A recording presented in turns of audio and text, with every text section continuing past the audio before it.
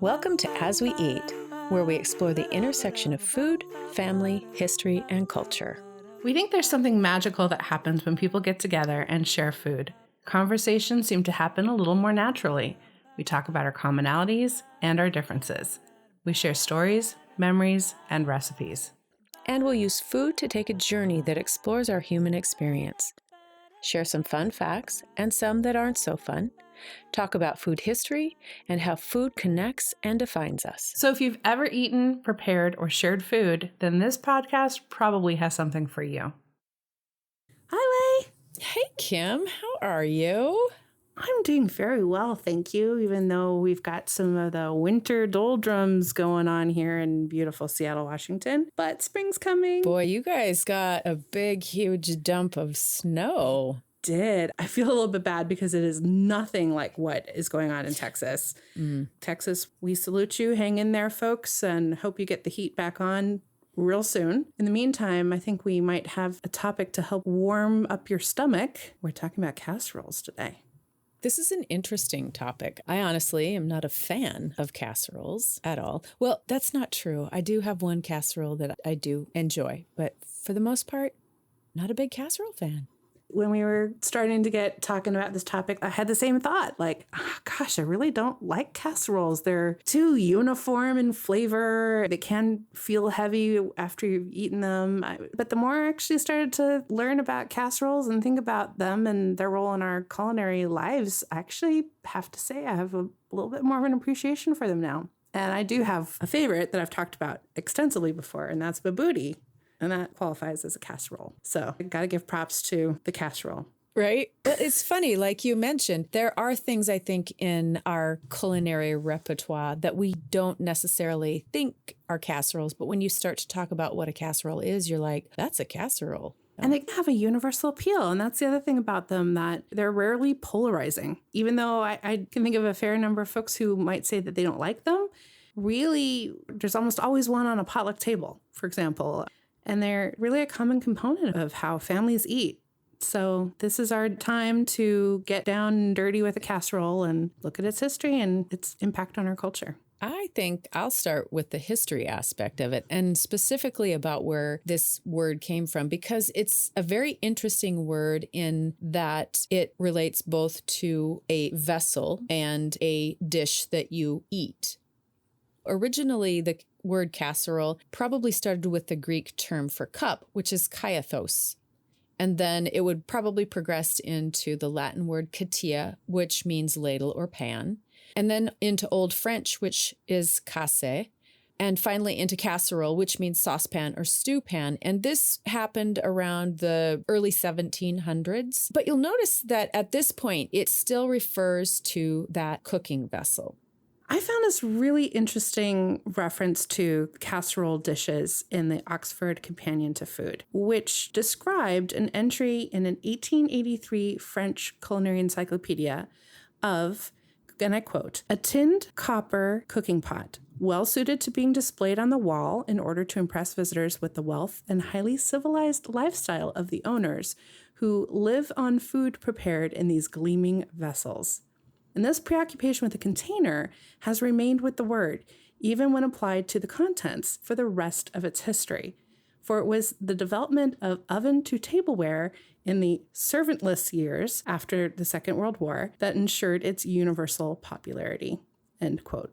I think that the thing that's so interesting about that is that we've gone from this cup, kaiathos, which probably everybody had, to this gleaming tin that we hung on the wall to demonstrate our wealth, and then back to a vessel for the people.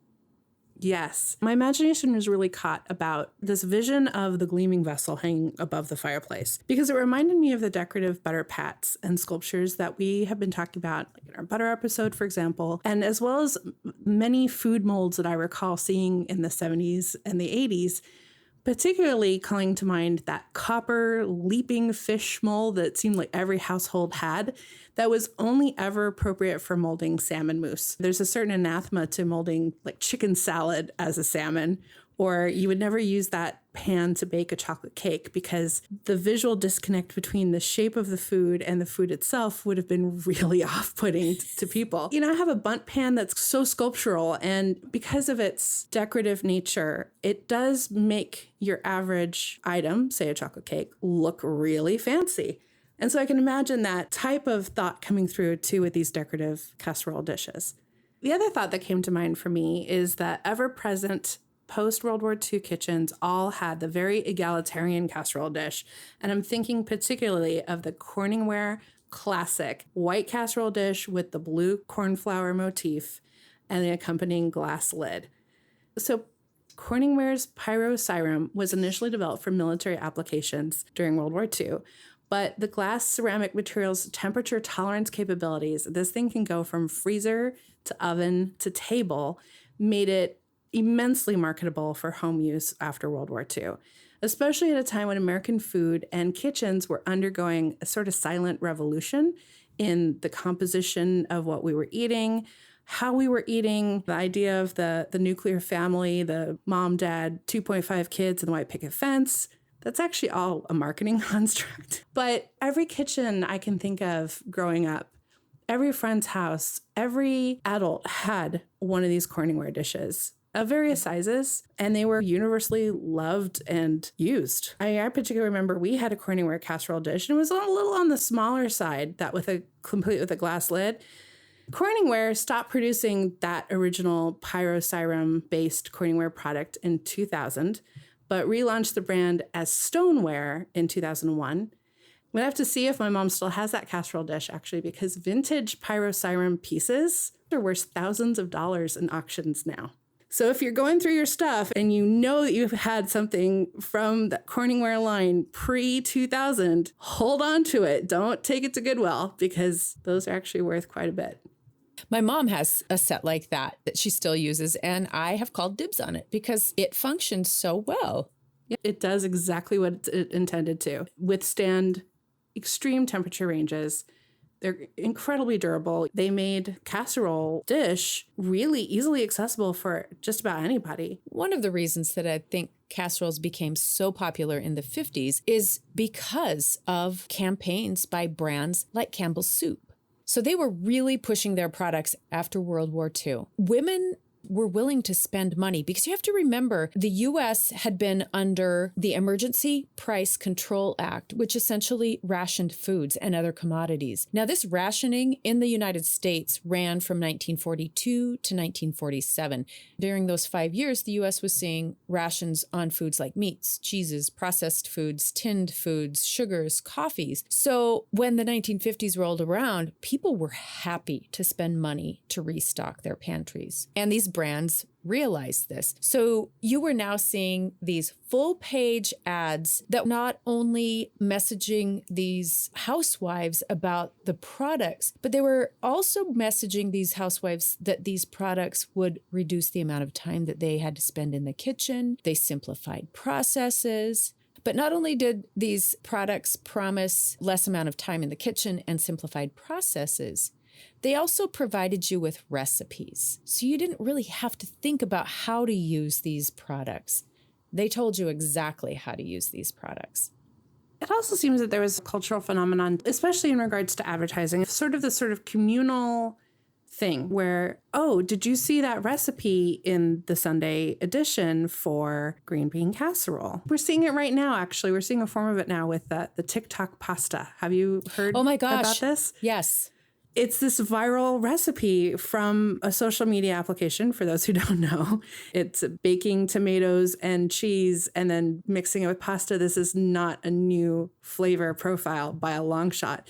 But because it's on a new medium, it's become exciting. It's caught attention. I feel like those recipe ads were the same thing. Absolutely. For their time. They were an innovation for their time, too, because advertising hella grew and expanded after World War II, particularly. And magazines and newspapers were the go-to source that people, and especially women, would go to figure out how they were supposed to live their lives. So suddenly we've got companies like Campbell's, and we've talked about this actually before, an upcoming edition of Recipe Box Roulette we talk about this idea of providing a recipe, and I'll have to stay tuned for that. I think it was the tuna pie. The tuna pie recipe. With cheese roll crust. Cheese roll crust. Yep. And the idea that your advertiser was giving you a useful piece of information that just so happened to go better if you used the product that was being advertised. Yeah. And the other thing that we also saw during this time was recipe contests. Mm-hmm. And so you had a lot of women who were being very creative and innovative in the kitchen. You had talked a little bit earlier about casseroles not being polarizing, but I do think that this one casserole is probably the most polarizing casserole out there, and it is tuna noodle casserole. I hate tuna noodle casserole. It's like one of the few Kim approved tuna dishes. See? So there you go. Tell me about tuna noodle casserole. Okay, I will tell you all about tuna noodle casserole. So it first appeared in the 1930s issue of Sunset Magazine by Mrs. W.F.S. of Kennewick, Washington. Oh my goodness. Yeah. Local girl. Local girl. It was originally called Noodles and Tuna Fish and Casserole. And I think that this naming convention is super, super interesting in that we are not a French-speaking country, and yet we love to use French words to make them feel a little bit more highbrow than they actually are. Exotic. Foreign and exotic. Yes. And you know what? During the 30s, we were all about things that were exotic. But Mrs. FSS's recipe actually had homemade white sauce. But by 1937, it was being substituted with cream of mushroom soup. And again, it reduced the time in the kitchen, it simplified the recipe, and it was wildly popular, though not everybody loved it.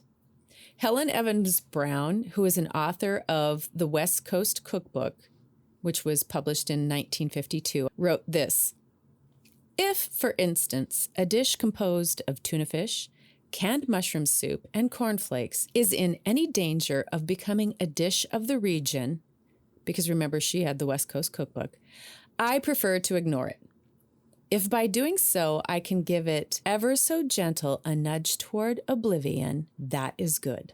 I am here to tell you that Miss Helen Evans Brown's wish of this dish moving towards oblivion has not ever been realized. It's probably the most popular casserole dish, I think, out there. And it's evidenced by the fact that All Recipes, which is essentially an online community cookbook, has over 2,500 tuna noodle casserole recipes on the site. And much like you talked about the TikTok recipe, we're seeing these casseroles come back with more flair. Yes. What we're seeing with the tuna noodle casserole is that we're starting to move back toward the more homemade components of the dish itself. So rather than the cream of mushroom soup, we're seeing people make Mornay sauces. We're actually seeing it being called things like lemon tuna Mornay. Absolutely. And we're seeing versions of it that have several varieties of fresh mushrooms in it, sour cream, fancy cheeses, rather than the shoestring fried onions on it, homemade fried onions, lemon juice, capers, fancy pastas. All of this is interesting because I grew up eating tuna noodle casserole. It was an easy dish for my stepmother, particularly to make and to serve to me, and I wouldn't fuss. I haven't eaten in 20 years, partly because it was a food of childhood, but also food of my childhood at a time when my family was less affluent. And so now that I've grown up and become, I'm an independent adult and I have a job and I pay my bills and I can afford to have finer food on my table, I don't really go back to those classic dishes. Mm-hmm. Although I do love some cream of mushroom soup. It is a comfort food. A lot of what we think of as those classic casserole recipes were ones that actually were in somewhat existent before Campbell's intervention. For example, vegetables served with cream sauces date back to medieval Europe. And these dishes were incredibly versatile. They were easily modified according to taste and available of produce. Lots of different things fit into this category. I think of things like creamed onions or creamed corn, certainly green bean casserole, which is effectively green beans and cream. But we've come to associate these dishes with Campbell's cream of soups, and that was intentional on their part. Campbell's home economists were writing and publishing recipes highlighting good nutrition, ease, and thriftiness that all happened to be easily made with Campbell's products. And this took the place of people making recipes that they had in their repertoire all along, tuna and white sauce or green beans and a cream sauce, but replacing homemade cream sauces with Campbell's cream of mushroom soup, for example. Right. So anyone able to open a can could now render a classic tuna cooked in white sauce into, quote, perfect tuna casserole. And this is also true for green beans and cream sauce, or as we know it today, green bean casserole. And it's interesting that anymore that these dishes seem to all be made with canned products. So canned green beans, canned soups, French fried onions. Although I absolutely agree with you that we're starting to see communities of cooks and chefs and foodies in general starting to want to get away from the can and who are looking back into how to make a Mornay sauce or a classic white sauce. I'm excited about this sort of renaissance of sauces, if you will. If using canned ingredients was an evolution of a food form, I'd like to see the de-evolution and what innovations that brings us in our culinary world. Because we have access to more spices and produce year-round than we've ever had before in history. And here's an opportunity for us to figure out what's next for green bean casserole. Right. Green bean casserole in particular was a marketing dream for Campbell's, though. Probably on par with tuna noodle casserole as well, because it really allowed Campbell's to capitalize on existent dishes using products from all different kinds of avenues. So, as I said, cream of soups, canned green beans, onions, into a dish that was inexpensive and that evoked the creamy richness of a comfort food. These dishes that we're talking about, these casserole dishes, by and large, are all really very evocative of comfort foods. And I really encourage you, if you haven't listened to it, tune into our comfort food episode, because there's a real science behind why we like what we like. So I pulled my family and friends to discover which casseroles are their favorites, and I got a variety of answers, including tater tot hot dish, tuna noodle casserole, tamale pie, green bean casserole or bust, breakfast casserole, chicken macaroni, and chicken tetrazzini. And this was specifically noted coming from the 4th edition of Betty Crocker cookbook circa 1969. Ramen with canned peas and spam, chili relleno, chicken divan, enchilada lasagna, turkey lasagna, cheesy rice and cauliflower or broccoli, 3-bean casserole, Tex-Mex casserole, beef and cheese dumplings, funeral potatoes, reverse shepherd's pie, savory cheese kugel, Jimmy Dean casserole, and Monte Cristo breakfast casserole. It's a huge list. And of course, my South African family and British friends had some fascinating casserole contenders, stuff that is not your average American fare. And they cited beef bourguignon, seafood stew, oxtail stew, and tomato brie, which is a South African mutton stew flavored with tomatoes. So I thought it would be fun to look into some of these favorites a little bit more carefully. The one that's newest to me is funeral potatoes. This is not something that I grew up knowing on the West Coast and even living in the Midwest. So this dish is also kind of known as hash brown casserole, party potatoes. This dish follows in the cream of soup tradition. Its basic components are potatoes, onion, cream soup or sauce, and sour cream topped with cornflakes or crushed potato chips. Popular add-ins are ham, peas, and broccoli. Funeral potatoes are especially popular in the Midwest and the Intermountain West. It gets its name from the Latter-day Saints community because the dish is very popularly served at post-funeral meals, but they're also easily found at potlucks and other social gatherings. The Food Network had this to say, particularly about tater tot hot dish. Don't be turned off by its humble appearance. The combination of cream of mushroom soup, corn, green beans, beef, and a delightful crispy potato topping is universally likable. Not that the Food Network is the end-all be-all for all foodie matters or is even particularly highbrow. When they're weighing in on the dish, you absolutely hit the mainstream. Another one I looked into is chicken divan.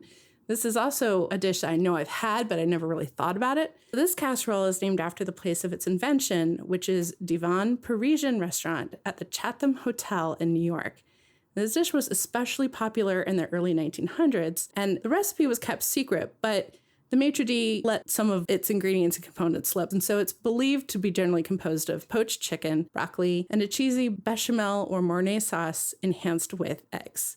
Modern versions of this recipe, though, now are mostly composed of leftover cooked chicken mixed with prepared mayo or canned cream of soup. So we've come a long way from the early Divan Parisian restaurant poached chicken to what we've got going on today. And then finally, tamale pie is a pie casserole hybrid that is often described as everything that might go into a tamale, and that includes layers of beef, pork, or chorizo, onions and tomatoes, bell and chili peppers, and cornmeal in lieu of potatoes. The dish was possibly invented in Texas in the early 1900s, but it has all the hallmarks of a conservation recipe, and we talked about that earlier. The idea of rationing beef was not really easily had. Wheat products were not easily had either.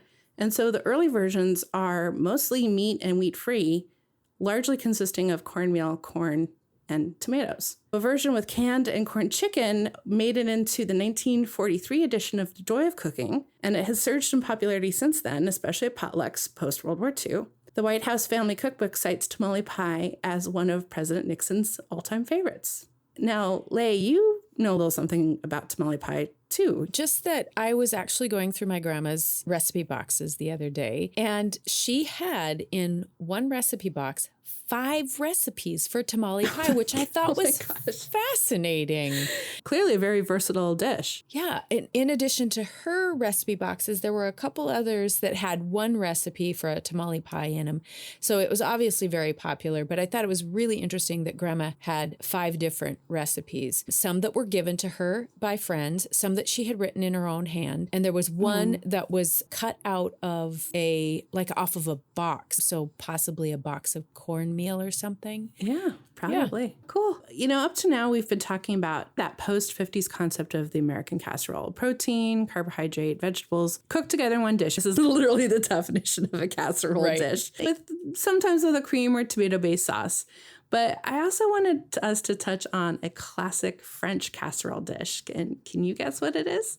I'm going to say it's casserole. You are absolutely right. Casserole is named after the dish it's cooked in. It's a slow-cooked mixed meat dish originating from the Languedoc, which is a coastal region in southern France, also really well known for its wine production. And the dish is said to have originated from Castelnaudary, which I visited once when I was 19 years old, and I had no clue as to what was going on. Otherwise, I would have dined well. This dish is also popular in Toulouse and Carcassonne.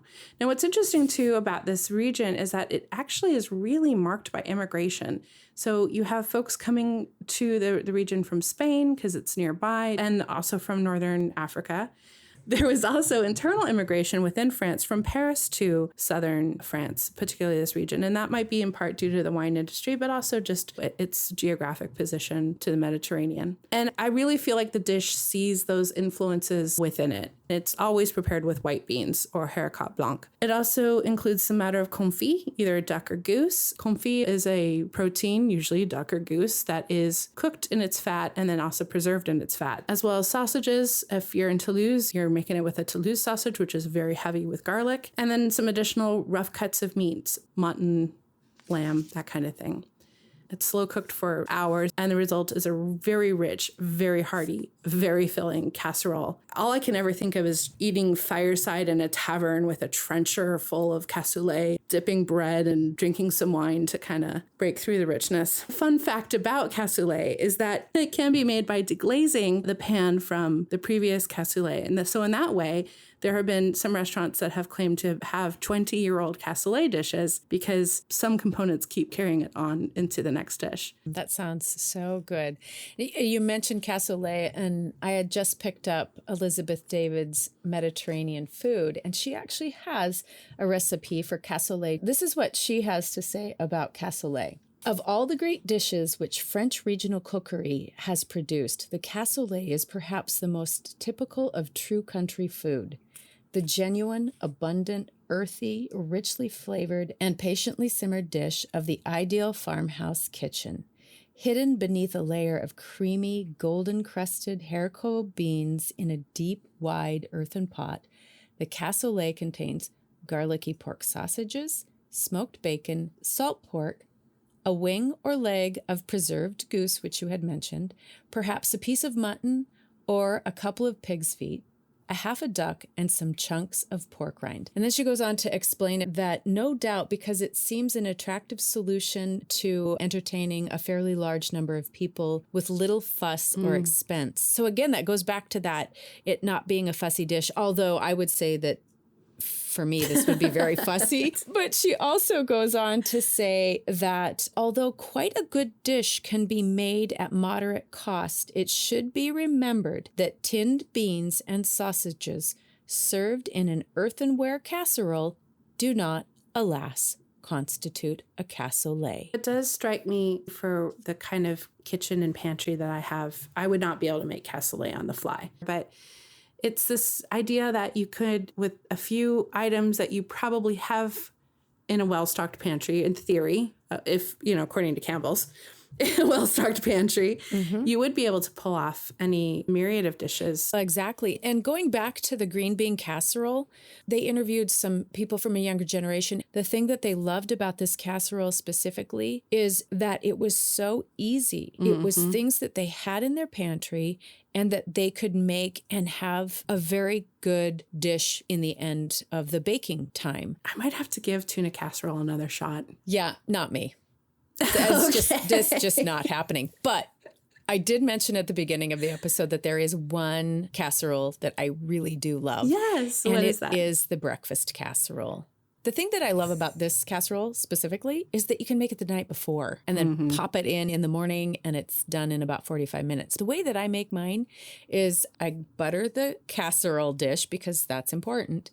And I lay the pieces of bread down, spicy pork sausage, some cheese, and then the egg custard over the top of it. Throw it in the refrigerator and then pull it out the next morning. I've not had your particular casserole, but I can imagine how amazing that's going to be. I'm going to go make one. Why not? That's the beauty of a casserole, right? You can basically make whatever with whatever you have on hand. It's true.